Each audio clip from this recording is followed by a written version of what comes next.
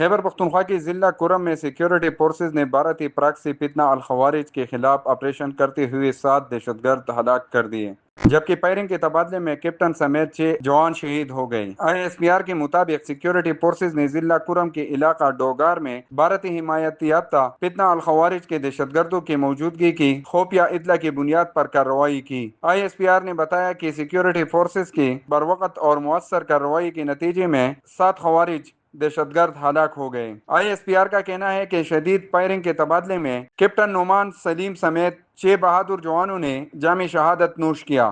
شہداء میں حوالدار امجد علی، نائک وقاص احمد، سپاہی اعجاز علی، سپاہی محمد ولید اور سپاہی محمد شہباز شامل ہیں۔ بیان کے مطابق کیپٹن نعمان سلیم ایک بہادر اور نوجوان میڈیکل آفیسر تھے۔ کیپٹن نعمان محاذ پر میڈیکل خدمات انجام دینے کے ساتھ ساتھ دلیرانہ انداز میں لڑے اور جامِ شہادت نوش کیا۔